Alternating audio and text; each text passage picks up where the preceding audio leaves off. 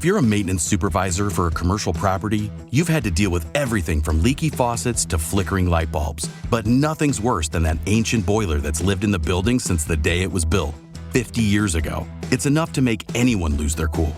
That's where Grainger comes in.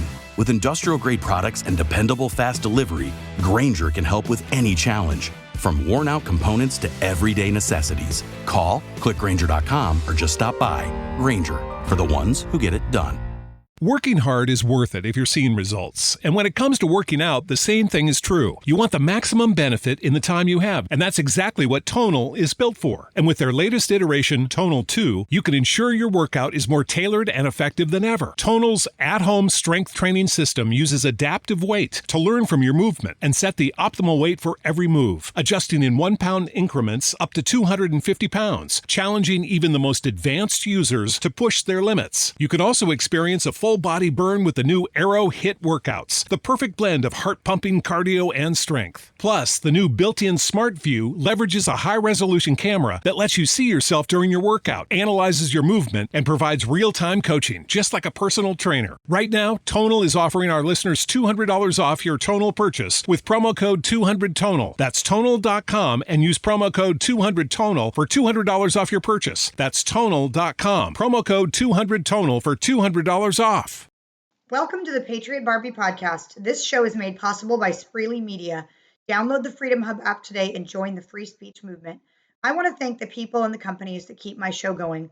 All my sponsors can be found on patriotbarbie.com on my shop page. Century H2O, water systems for your home that provide clean, toxic-free, fluoride-free, and pharmaceutical-free drinking water for your family and pets for under $300.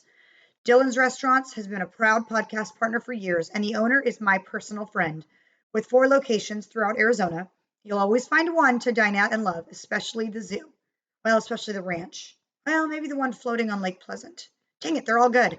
Support your freedom-loving businesses, and please check out Dylan's Restaurants. Small business owners, claim your employee retention tax credit for 2020 and 21 with an accountant you can trust. If you don't know what this is, you could be missing out on hundreds of thousands of dollars. Go to patriotbarbie.com and click on my partners page to read up. My Freedom Cart, a conservative-owned, made-in-America, toxic-free company that lets you shop online and delivers everything to your front door. Clean products, protein, snacks, hair care, makeup, toiletries. Dude, ditch Amazon, keep the perks, and support a pro-life and pro-freedom company. myfreedomcart.com. My Beautiful Smile is brought to you by Dr. Daniel Slike. His dental team is passionate, detailed, gentle, and clearly very talented. My entire smile has been restored to stunning, and I owe it all to him. He's right here in Scottsdale, and consults are free. Go to patriotbarbie.com, look him up, and schedule your free consultation. Are you worried about spike proteins? If not, you should be. Get the spike formula developed by experts like Dr. Peter McCullough from the Wellness Company by going to twc.health/PatriotBarbie. Listeners of my podcast can use code PatriotBarbie at checkout for a discount. You guys, once again, you can find all my partners, my makeup line, my Patriot Wine, my merch company, and the Freedom Cart at patriotbarbie.com under the shop page. Now, are you ready to get started? Let's go. Welcome to the Patriot Barbie Podcast. I'm your host, Lindsey Graham, author and conservative activist. I love Jesus. I love America. I'm a proud wife, mom of 3, and I'm having bold and witty conversations with America's patriots, the ones that cancel culture desperately want to blacklist. Trust me, I've been there. In 2020, I defied government lockdowns in Oregon, reopened my salon, and became an icon of freedom. I've been targeted by government and raging liberals every day since, and I refuse to back down. Patriots, I'm here to tell you, your values are worth fighting for. The Patriot Barbie Podcast starts now. Welcome to the Patriot Barbie Podcast. As you guys know, a lot of my movement is based in the pro-life area. I have my own abortion story that I've shared openly many, many times. Oh gosh, what we do for pro-life is it can extend to so many different areas, donating to pro-life organizations, supporting companies that are pro-life, boycotting and blacklisting companies like Amazon that donate to send their employees to get abortions. There's a lot that we can do. Some people go out and actually advocate, boots on the ground, rally, speak. I do a little bit of that. But my next guest on the podcast today is someone that I repeatedly see boots on the grounds, megaphone in hand, doing what needs to be done and empowering women to choose life and making sure that people are aware what is happening with abortion. And one of my favorite clips with her is on a show speaking about how a mother had a child beaten to death over what seemed to be a misunderstanding on a racial issue. And the boy was beaten to a bloody, bloody pulp. And the mother asked for an open casket, which was completely unheard of. And she said, I want the world to know what was done to my child. And it was Savannah calling for, the opening the casket on abortion. And what does it really, really do to not just the babies? What does it do to the mother? And it's a powerful concept because, society has just downplayed and downgraded the abortion industry to it's not a baby, it's just a fetus. And what we're seeing now is, the mutilation and murder of children. And it's hopefully getting harder and harder for normal people to ignore. So I'm excited to touch on, of course, again, the pro-life movement. And a little bit about Savannah is Savannah Craven is a pro-life activist and conservative content creator. Over the past 2 years, she's gained a social media following, making content on her TikTok, as well as for Blexit America. Blexit stands for the Black Exit from the Democratic Party, founded by Candace Owens and Officer Brandon Tatum. She's made content with Prager Force and Live Action. Savannah has been featured in the New York Times, the Washington Post, Impact with ABC News on Hulu, Generations documentary with MSNBC, Revolt, Black News, and more. Savannah is proud to represent Blexit America and Turning Point USA as an ambassador. She currently resides in Manhattan, New York, and serves the community by starting new pro-life groups across the Northeast and encouraging young people to become strong pro-life leaders. Savannah, welcome to the Patriot Barbie Podcast. Thank you so much, Lindsay, for having me. I'm very excited to be here. You are so adorable. How in the world, how old are you? I am 21 years old. Oh my gosh. I was like, now that I'm looking at her, she's decently young. And I would have just guessed like 25 because I'm so old. I don't know how old people are anymore. But I'm like, okay, you're really young. This is such an incredible resume for 21. I hope you're proud of yourself. Thank you. Well, be. I couldn't be here without people like you and organizations like Blexit and Turning Point for supporting me and just people believing in me. It takes a village. So yes, absolutely. Yeah. Well, I'm happy to uplift your voice. We need young women like you saying, hey, my entire generation says this is normal. It's not normal. I don't know if you know this, but I live in Phoenix, Arizona, and at 22, I had an abortion, and it's going to affect me the rest of my life. I was driving down I-10, which is our major freeway, like 5-6 lanes on each side. And right up on this overpass was this huge, like 20-foot banner that said abortion is normal. And I got so pissed. I was like, all right, this is either the Holy Spirit or it's me as a sinner. But I pulled my car over, turned around, went up on that walkway, and I ripped that banner down, crumpled it up, and brought it home. And I was like, I don't care. I'm like, this is activism and or jail time. But I'm like, you know what? If one girl drives by and is like, deciding, do I or do I not kill my baby? Like, I don't want that to be there for her to be like, oh, it was a sign. It's normal. It's okay. And like crap like that is just the stuff that society is doing to make abortion seem so lackadaisical. It's starting to really piss us off. So I'm curious, like, of all of the movements, what makes you so passionate about abortion? Sure. So it all started when I was around 11 or 12 years old. I had a pro-life group come to my CCD class, and we were handed little fetal models, 12-week-old fetal models, and there was different colors. So I picked a little brown one. Oh. And throughout the day, we were able to, we were told that we need to take care of our fetal model. We got to name them. And throughout the day, on a 11 or 12-year-old level, these people explained life in the womb. And being an only child, I had never, experienced my mom being pregnant, with a sibling of mine. So this was the first time I'd ever seen something like this. And I never really realized that I was a human being, even when I was in my mom, right? It's kind of like this idea where you think a bird drops us off on, the steps. And it's so much more than that. And, being raised a Christian, being raised Catholic, I always valued life. And we were always taught that life was valuable at every stage from womb to tomb. So when I was in high school, I started to, hear the word abortion, and I always knew that it was bad, but I never quite really understood what all went into it. And until I had my very, own personal experience where my best friend became pregnant our senior year of high school, and she considered abortion. And although I didn't know her super well, we had actually just become friends that year. I was the first person that she told. And she told me, I can't do this. I'm gonna get an abortion. Well, growing up in South Carolina, it was, it's not very common to have abortion facilities right in our neighborhood. So the closest facility is 2 hours away. And the morning that she went to go drive her car to her appointment to Charleston, South Carolina, she had actually filled up her tires with air the night before to make sure she could make the drive. And she woke up in the morning and one of her tires was completely flat. Thank you, Jesus. Praise God.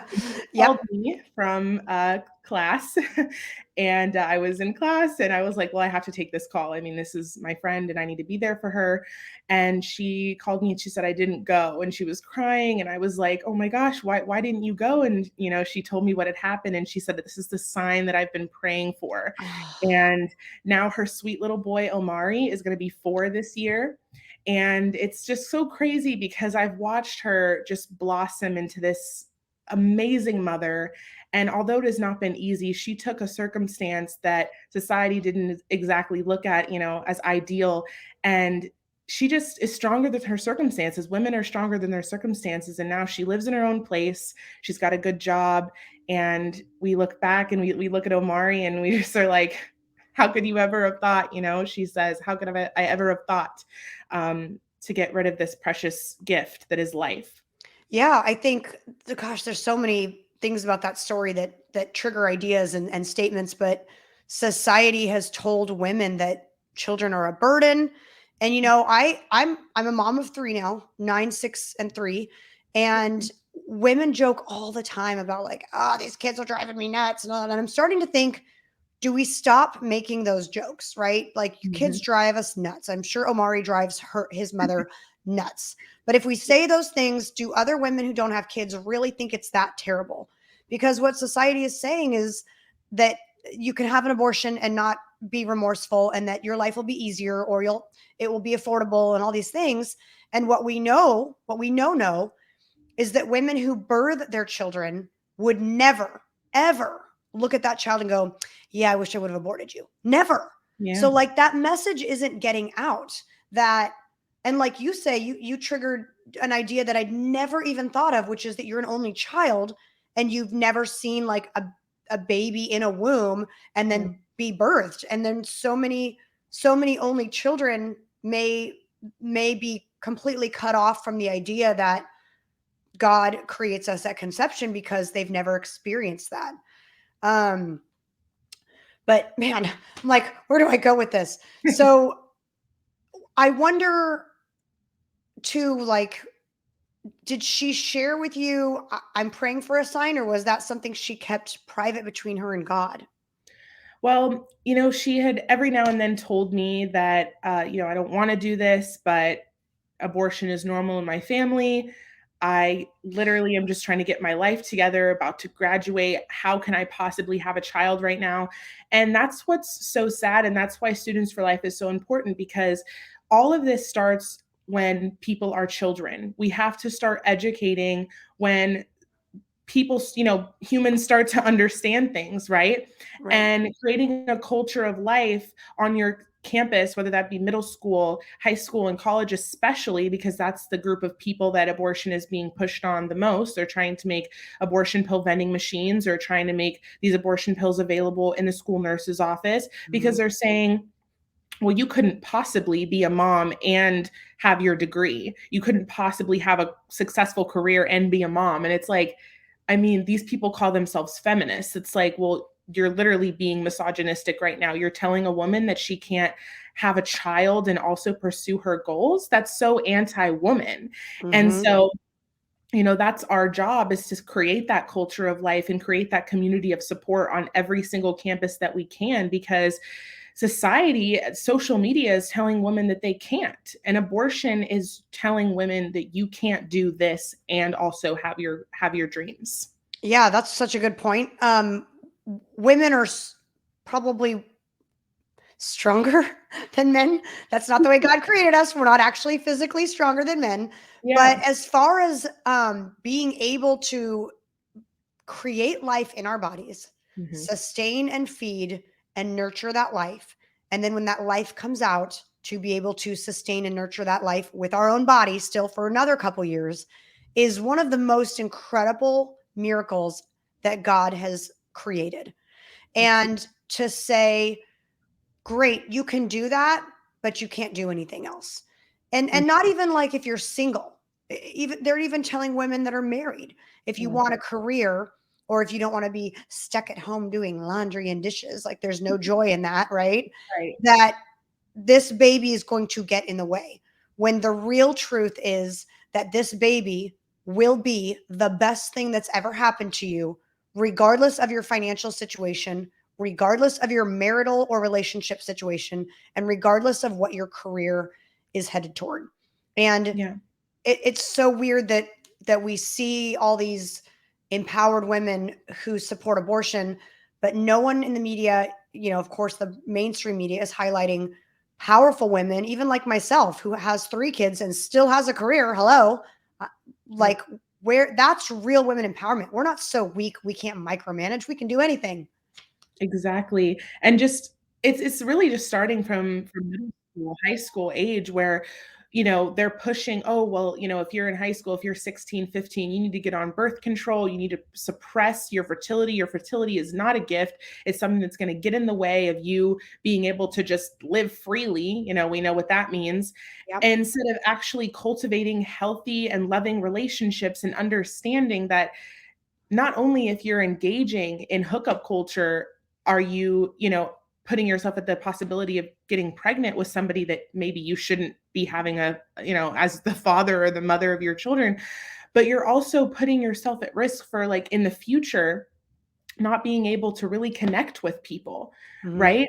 And some women are on birth control for over 30 years. And then they get to that point where they've had their career, they've gotten everything, they've accomplished everything that they've wanted to, and now they want to start a family, and they're having trouble even conceiving a child, because we've been told that injecting ourselves or just feeding ourselves these hormones for decades is just normal, when in all actuality, it's damaging our minds and our bodies.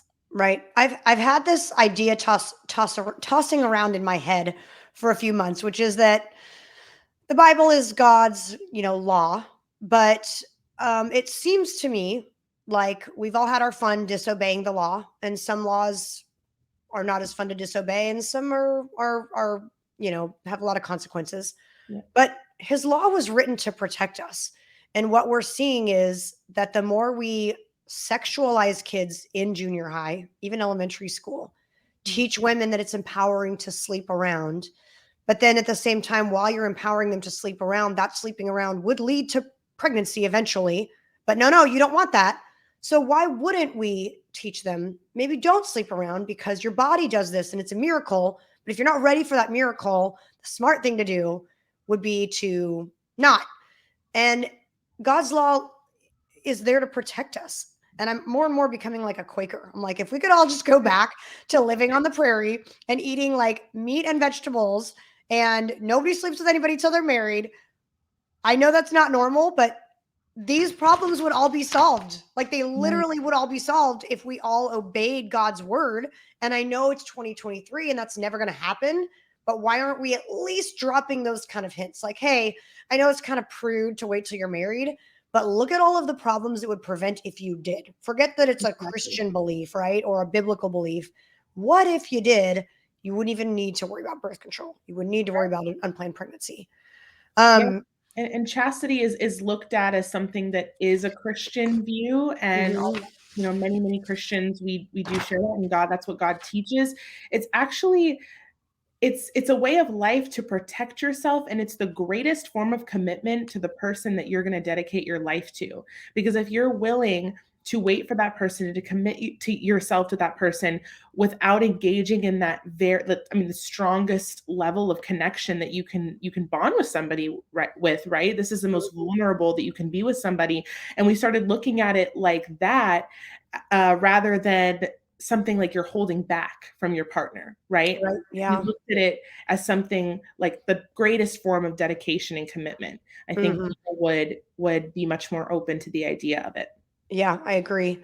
So I'm going to ask you a question that's going to probably be kind of funny when I ask it, but and now that I've read a little bit more of your bio, your friend in high school, was she Black? Yes. Okay. So clearly, Candace Owens talks about this often. So there's another, like a politician, I can't think of her name. Anyway, that the genocide that is happening with abortion is so immensely dedicated to the Black culture. Yeah. So do you advocate on behalf of the Black community as far as being pro-life and anti-abortion? Because we know that Black babies are being killed at a much higher rate than white babies. And that just, to me, seems incredibly racist, and the Democratic Party just is immersed in it. So what is your role or your opinion there on abortion in the Black community? Sure, absolutely. So this is actually the reason that sparked my activism, and why I decided to make this my career. Is I came across a video from Live Action, who is actually done by my friend James O'Keefe with OMG O'Keefe Media Group, and he did a video with them undercover, calling Planned Parenthoods around the country, asking if he could fund an abortion specifically on a Black baby. And every single one of them said yes. And not only a yes, but it was like a confident yes. And I started to do more research. And of course, this was during the time where I came back from New York City from musical theater school, and I was back home in South Carolina. And I just came across this video, nothing to do really during COVID times, right? And I was like, well, why is Black Lives Matter not talking about this? There's this entire organization dedicated to ending people that look like me. Yet these organizations, all these riots are happening, right? But there's no riots in the street for these Black babies that are being murdered. Right. And so I started sharing this video with my friends, my family, and they were like, oh, I had no idea about this.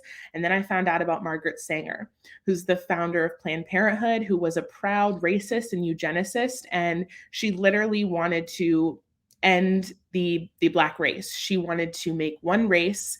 She talked about sending people that had disabilities and that were, Black and minorities on islands and having them living away from society. She wanted to put birth control in the water system so that when these minorities drink it, of course, they wouldn't be able to reproduce.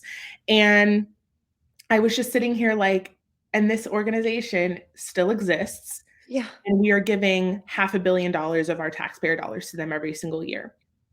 So everybody is? Well, in some states, yes. Okay. So how is that happening? And I'm sorry if I'm asking you questions that you don't know the answer to, but I'm like, wait, how are we funding Planned Parenthood? Well, it goes through a lot of different channels, and I think it's hidden under a lot of different names. So like reproductive, help, everything, things like that. Women's health, they try to put it in through there. But we have the Hyde Amendment, which actually helps stop these abortions funding going toward our taxpayer dollars, which Biden and many other politicians want to reverse, obviously, because they want money going toward this. Yes. But they don't want our money going toward helping women have longer maternity leaves or getting, mothers better pay. So, they're so pro- there's that. But, so pro-woman. Yeah. Empowerment. So did Margaret Sanger, and I've kind of heard this story, but You seem to be very well versed in it. She founded Planned Parenthood. Yes. So this was originally, called the Negro Project, among other things. And basically, she sent Black pastors into the Black community and was giving them birth control. And yeah, I mean, it's just really, really sad. Black women are only about 8% of the population, yet we're sold 36% of abortions. Right That here in is New York City, where I live, 1 in 2 Black babies were aborted in 2019. And, we have to sit back and think like, oh, why are we the minority? Why are there so little Black people? And it's like, because we've literally aborted over 20 million of them. Yeah. Well, half. You just said half the Mhm. babies in New York are killed. Yeah. And That I've is actually had pro-abortion protesters, come up to me and say, "You're Black. How in the world could you be pro-life?" And I'm like, do you think Black women are incapable of being mothers? Do you think that Black men are not capable of being good fathers? I mean, what are you trying to place here? They think that just killing us is going to fix the issues with our community. They would rather end the lives of the people that are suffering from an injustice rather than actually help them. right. I mean, it's honestly, I'm trying to figure out why I would even need to say this, because some people are so incredibly dense, mostly the left. But how is it not the most racist belief in the world to say, how can you be Black and pro-life? Like, hold on. Did you Yeah. just intermix somehow my skin color with whether or not I should birth a child or should Yeah, raise a child? Like, exactly. it doesn't even make sense to me. If anything, it screams, hey, your skin color makes you so incapable and so not financially fit or career oriented that you shouldn't even have kids because you're Black. I mean, that's basically what the Yeah. left is saying. Right. And we're being They called racist. also it's so crazy because they're so hypocritical because then they'll go and just, gush over people like Rihanna, who literally is pregnant and performed at the Super Bowl. I mean, that's the most, pro-woman, pro-life performance I've ever Yeah. seen. It's like this girl's up on a stage like 1,000 feet in the air, singing her With lungs off child. Yeah. with a child inside of her. Yeah. And then we uplift people like Michelle Obama that was the first lady and has children and was doing a job as big as that. Yet you can't tell a girl going to school that she can have a child. You can't tell a woman that she could be a nurse or be an actress and also be a mom. It's just so hypocritical to me. And then of course they'll offer up that $300, $500 as soon as she gets pregnant, right? And says, well, you can just go get an abortion, take care of it. No Right. worries. But we're not going to help you with diapers or food or, help you with after school care. Yeah. I mean, if you choose life, which is at sometimes the harder decision and the harder road, n- where is Planned Parenthood to say, all right, well, we kind of wish you would have killed your kid, but since you didn't, here's help. They Right. would Not rather, even. I mean, bye. Like, Exactly. it's so disappointing. It's so sad. So do you tell me about, I watched a reel recently where a white girl was screaming at you that she hates white people and it was about abortion. So I'm like, hold on, is this a BLM rally or is this a pro-life rally? Which is it? Like, Yes, so that was at the International Walk for Life here in New York City last Saturday. And this woman I see very, very often outside of Planned Parenthood when the group at St. Patrick's Basilica goes over every first Saturday of the month, and we pray the rosary over to the Planned Parenthood. And then a lot of us sidewalk counsel, which means we hand out local pregnancy resource centers to moms walking in. And this woman sees me a lot, but this is the first time she actually spoke to me. And she made a comment to me that I was standing with a bunch of white boys, which I don't know why that was an issue, but apparently it really triggered her. And I said, why do you have such a problem with white men? And then she went on to say, like, they have the most power in this country. I hate white people and I'm white, so I can say that, something like that. oh my And God. then I said, oh, well, do you hate Black people too, since you're out here advocating for killing their babies? And she says, no, I wish I was Black. Why a woman would want to be a part of a community that's the most oppressed and incapable, I have no idea, but here we go. Right? According to your own logic. Like, we Yeah. shouldn't even sing the national anthem because we're so oppressed, but you wish you were me. I know. And Oh my it's crazy gosh. to just look at someone and just assume because they're white or because they're Black that they've had every same experience as another person, the same color as them. You know, I'm somebody who I really have never received racism from white people. It's actually been more from Black people, you know, calling me Uncle Tom, saying that I'm not Black enough because I Oh have a gosh. white mother. The fact that I'm conservative or that I'm Christian, you know, that I serve, you know, the white man or I dance for the white man. And it's like, no, actually, I was raised by a very strong single mother that told me I could think whatever I wanted to as long as I could back it up with facts. And Ooh. I just came to know that God is the truth. You know, conservative values are the truth, and being pro-life is the truth, because you cannot value life at any stage if you don't value it from the moment it begins. Absolutely. Somebody write that down. I watched a Chicago Chicago PD. It's a show, you know, all the Chicagos. Yeah. And I can't watch anything as blind entertainment anymore. I've got to see like the underlying, you know, propaganda and everything. Yeah. This show is very non-woke, and which I appreciate. Yeah. So quick rundown. This was spread out over 4 episodes, but in one of the episodes, 2 of the police officers are sleeping together and she gets pregnant. Well, then of course there's a discussion about what do we do? And I'm like, ooh, this show better not advocate for abortion. And she says, it's not the right time. I'm not ready. I think I should just have an abortion. So I'm not sure what.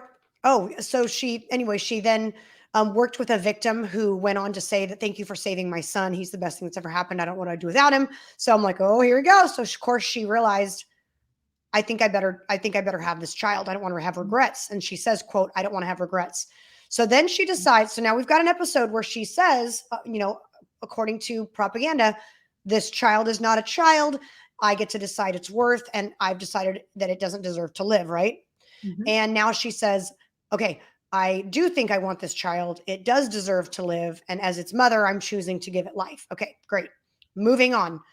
She's pregnant. She needs to be on desk duty. She pursues a criminal that she shouldn't. She gets beat up. She miscarries. And now we're at a scene in the hospital where she is beyond devastated. And I've had 3 miscarriages, so I, you know, completely can relate to what that feels like. Yeah.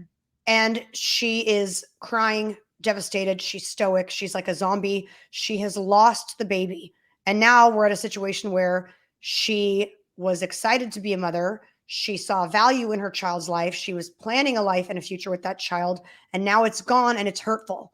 And I went, oh my gosh, this whole 3 episodes, this child's life is determined by her feelings at the moment.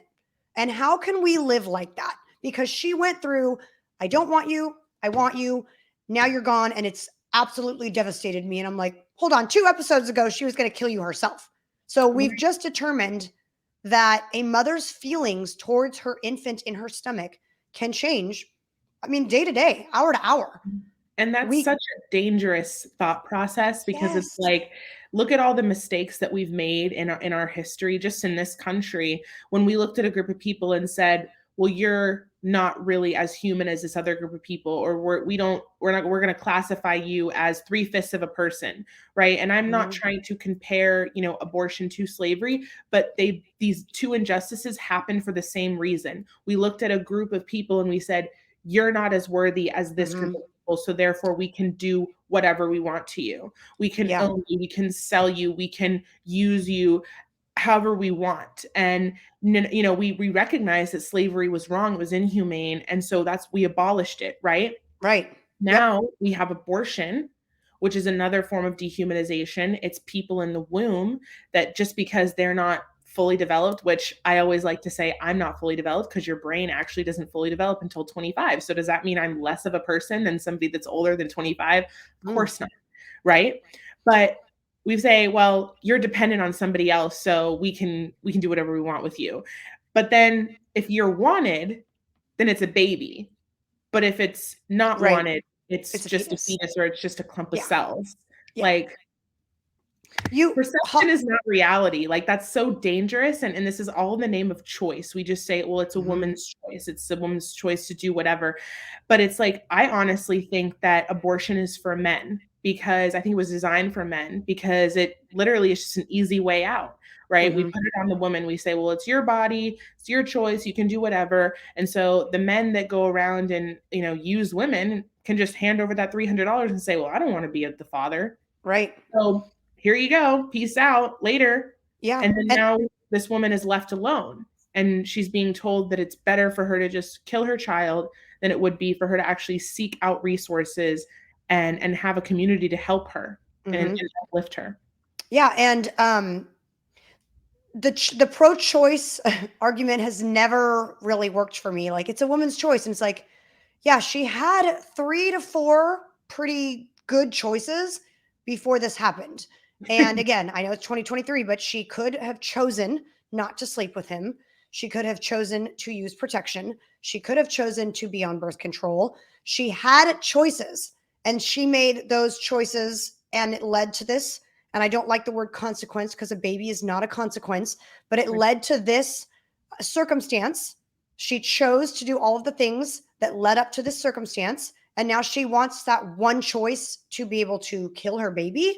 She had choices. No one is taking away her choices. Those choices to be on birth control or not have sex or whatever are still there. No one is taking those away. It's just it's maddening. Yeah. And, the thing is that every action has a reaction. And not only, when you lay down and sleep with someone, are you risking the possibility of getting pregnant, but you're also risking the possibility of getting STIs and things like that. It's like playing the lottery. When you play the lottery, you consent to win, and you also consent to lose. So we know that if you are engaging in heterosexual sex, that you have the possibility of getting pregnant. And if you don't know that, then you should not be having sex. I mean, that's just well, and but they do know that. Like, there is no one that's like, I didn't know I could get pregnant from sex.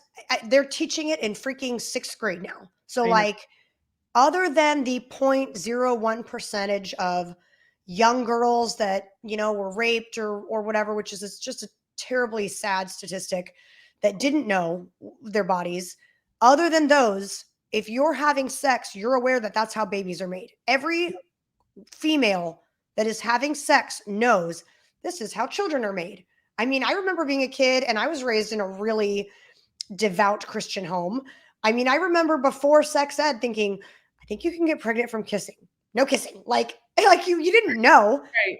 The minute you're mature enough to make that decision, you are aware of what happens. And so every woman, every female has, except for that 0.01%, knows that what they're doing could lead to a baby. And they have made multiple choices up until that point to conceive that child.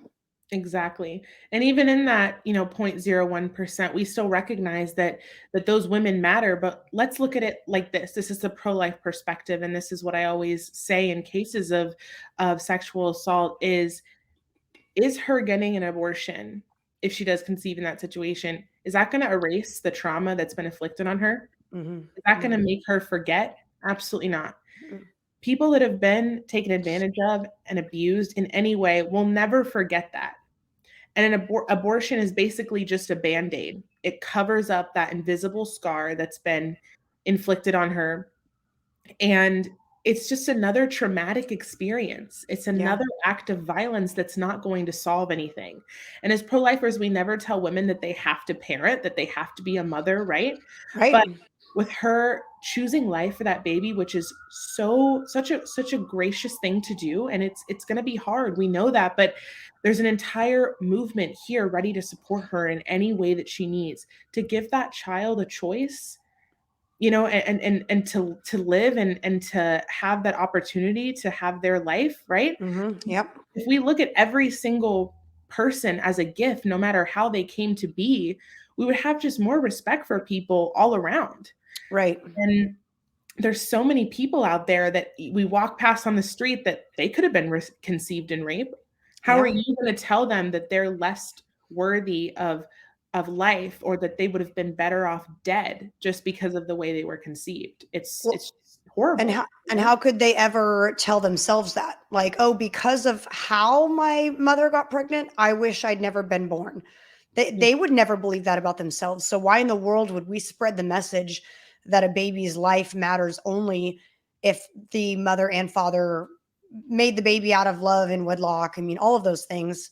Exactly. And gosh, you say so many good things, and then I'm like, oh yeah, I want to touch on it. Oh, you know, we're missing the entire the entire biblical basis of this belief. And that's why when women give birth to their child, even if that child was conceived in rape, I would guess that when that baby comes out, that uncontrollable, instinctual, natural gift that God gave us to love our child, she would look at that child, and no matter how it was created, that would be God turning that horrible event into good, right? We believe in Romans 8 that God turns all things to good for those who love him.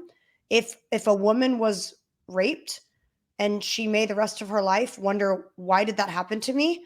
If she conceived and gave birth, that child would be a blessing or a gift to the family that adopted him or her.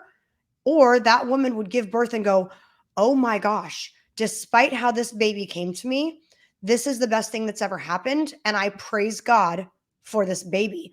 But we don't have a culture that loves, appreciates, respects, or even recognizes what God can do with something that horrible. And we can change politics and legislation and bills and propaganda. But if everybody in America believed in God again, we wouldn't be having this podcast. Yeah, exactly. And the thing is why a lot of these people think this way and why they can't value others is because they don't even value themselves. I mean, I'm among a generation that is, what is it, like over 60% of us identify with one of the LGBTQ plus. We don't know our gender. We don't really know who we really are. We're confused. We feel unhappy in our own body. So how, if I don't even feel secure with myself and I don't even see myself as valuable, how in the world could I see somebody that I can't even see as valuable, right? Yeah. How could I care about someone that I don't know, that I can't see? Like this is the problem. And so if we started teaching kids from the very beginning, when they start to even understand things, that you are valuable, how you are born, you don't need to fix anything about yourself. You were born perfectly because God created you. He knew you before he formed you in the womb, and you are irreplaceable. Literally, each one of us are irreplaceable. You cannot repeat anyone, you know? And so we're all so unique and we're so perfect in God's eyes. And it's just so sad to see so many of my peers and people my age so confused and feel so worthless in their own bodies. Yeah. And I know that you speak out a little bit on kind of the trans movement in children too. And I think you just touched on that, is that not only are we not teaching people your age or kids to value babies in the womb, but to value even their own identity, that like, you know, you are incredibly uniquely made, but we're not teaching that, right? Because that would be a God belief, unless somebody can scientifically prove that each person is, I mean, they can with DNA, but these kids, they're not being taught that. They're being taught that there's an endless amount of genders and that you can change it. And how can we expect them to value life? They can't even stop to appreciate their own life in the way that it was formed, which is from a master creator who picked every hair on our head and loves us, you know, unconditionally. Exactly. And when I was growing up, I mean, I was in high school not too long ago, and, you know, there were tomboys, there were people that were gay and lesbian and whatever, but it's just to think like, oh, I don't really like wearing pink, or I don't like wearing flowery dresses, so I just must be transgender, or it's just crazy, you know? And I always use this comparison. What if your child had come to you and said, you know, Mom, I don't feel like my right foot should be on my body? Like most parents, I would say 99.9% of parents would say, okay, that's not normal. Let's get you to a doctor and see what's going on. But then now your son comes to you and says, Mom, I don't think my penis should be on my body.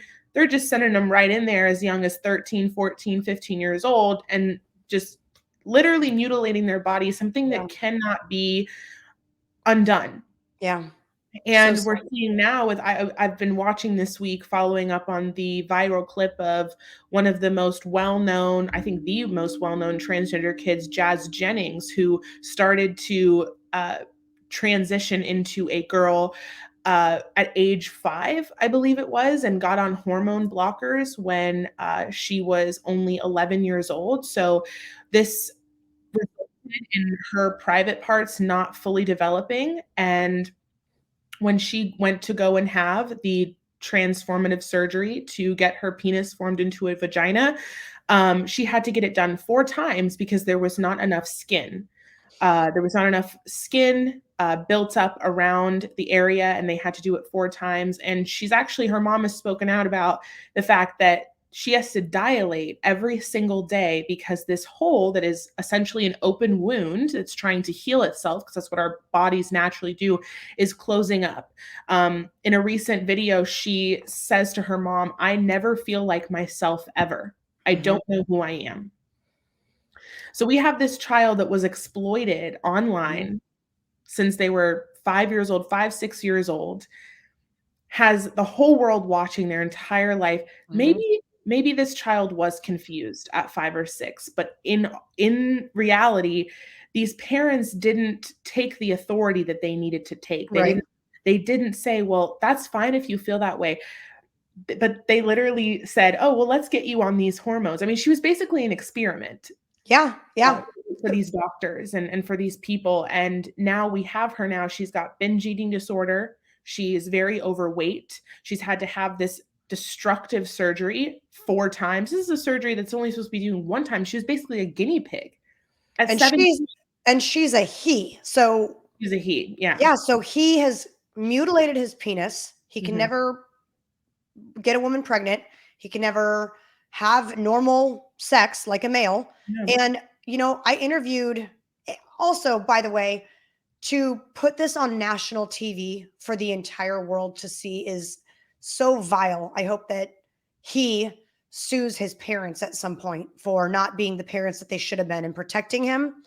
But, once this is done, he can also not probably ever go back to being a normal male either.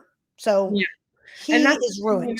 I feel so bad because this person, what are they to do? Like, what, I mean, at this point, this person, she looks like a woman, a developed woman, and is expressing, I never feel like myself ever. And we don't talk about the long-term effects. And now we're starting to see this. We're starting to see that this comes out. I don't care if you're 17 and your birthday is tomorrow. You're not a consenting adult. No. And this child was exploited their entire life. They were taken advantage of and just displayed, and their parents, I remember because Jazz and I are the same age. Oh, geez.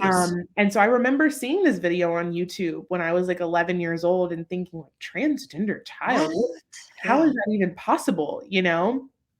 And it's horrible. And so now this person suffers with anxiety, depression, but yet they're telling it like they're making this surgery seem like it is life-changing. Fun. Oh, and he's like, oh, I get to finally be a girl. And so affirming. And then we see the long-term effects starting to come out. And it's I feel bad that there's probably a handful, 5 to 10 people right now in the movement that are speaking out, that are detransitioning. They had to sacrifice their life to experience this, to speak out against it. But I had Matt Ray on my podcast about a month and a half ago. She transitioned into a male as an adult, consenting, et cetera, but she had so many issues with her testosterone. She had to get off of it. And now she's having medical issues that are life altering, like can't leave her house because she's trying to detransition. Well, not really, but she's trying to at least get off the hormones. But on my podcast, she said, I I'm not a man. She knows she's not a man. She's never claimed to be a man. She believes in biology. Right. But she said, but I can't be a girl now either. I look like a man. Like I'm ruined. I mean, to be a child and go through this and later in life, you're like, where were you, mom and dad? Right. I mean, and what I've noticed is that then the trans community wants to like denounce these people that are coming out. Yeah. They're not saying like trans people don't exist. They're not saying don't transition. They're just sharing their experience. And then they're being called a failure or they're being called a traitor. Like, yep. I thought we were supposed to be uplifting these people. Right. And so they're not on your side now. Yeah, they're coming out with their experience that happened to be negative just to warn people. I mean, and then it's like, well, gender has no look, gender has no, specifics, but yet then what makes you transitioning? They want you to go on hormones. Yeah. Like they want you to get that surgery. It's like, well, I thought gender had no right. So then why did you grow your hair out if all women don't have long hair? Why are you wearing fake lashes if we don't have lashes? Why are you wearing makeup? We don't wear makeup. Yeah. Yep. And then we have people like Dylan Mulvaney, who's getting interviewed by the president of the United States, who's getting sponsored by tampon brands. Why aren't they sponsoring homeless women that can't afford tampons? Why are they not giving period products to women in Nepal that are being trafficked?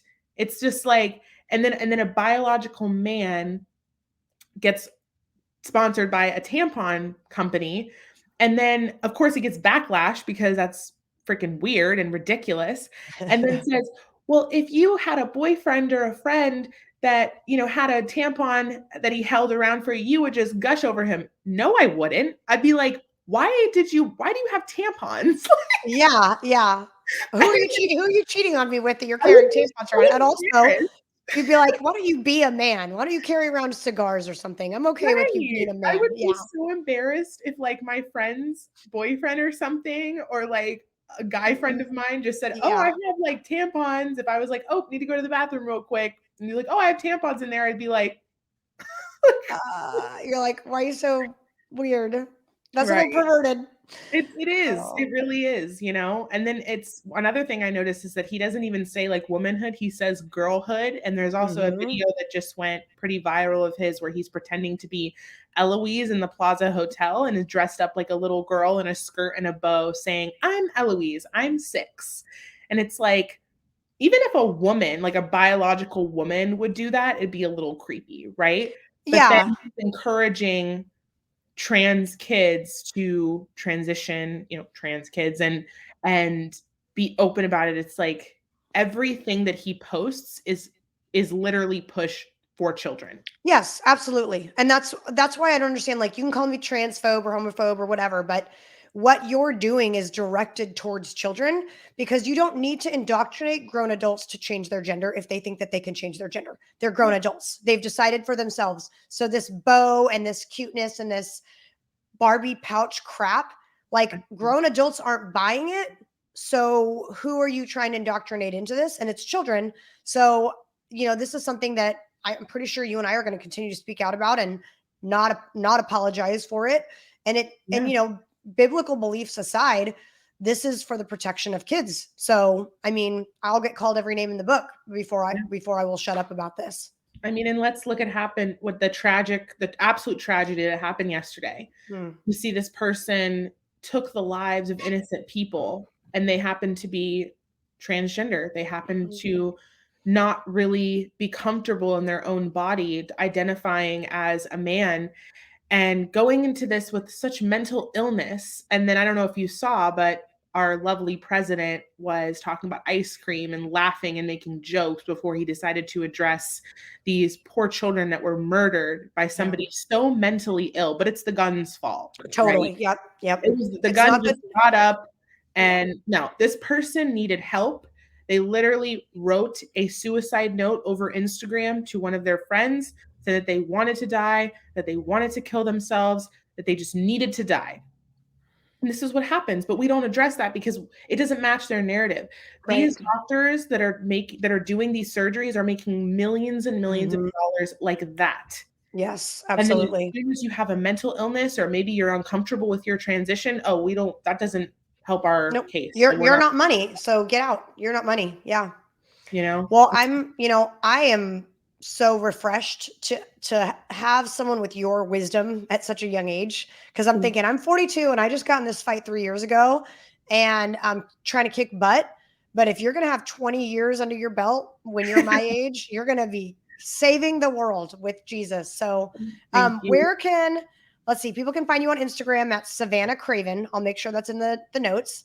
Anywhere else that you want people to follow you or support, the pro-life movement, Blexit, Students for Life, any of Sure. that? Yes. So if you're interested in starting your own pro-life group at your high school, you can definitely contact me at scraven@studentsforlife.org.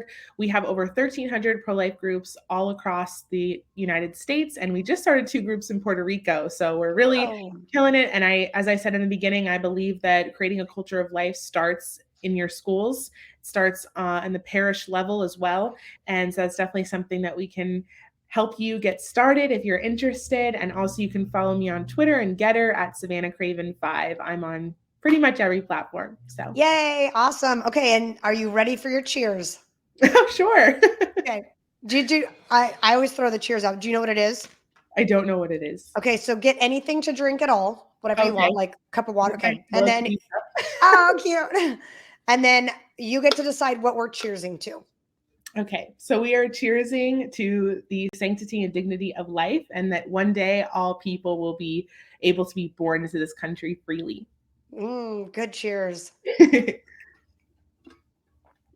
All right, ladies and gentlemen, the fabulous Savannah Craven. Thank you so much for being on, and thank you for your fight. Thank you so much, Lindsay. Thanks for tuning in to the Patriot Barbie Podcast. Follow me on Truth Social at the Patriot Barbie and Instagram at the.patriot.barbie. Subscribe, leave a review, and share this podcast with your friends.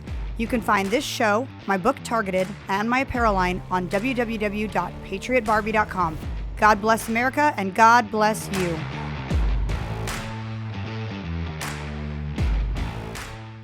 Are you worried about spike proteins and how they may impact your health? Are you looking for help? The Wellness Company has an answer in the form of our clean, pure, all-natural spike formula developed by experts like Dr. Peter McCullough. The Wellness Company's spike formula includes the incredible nattokinase, dandelion root, black sativa extract, green tea, and iris sea moss. Even better, the spike formula by the Wellness Company is vegan, gluten-free, and made right here in the US, so you know that you can trust and rely on it if you're concerned about spike proteins.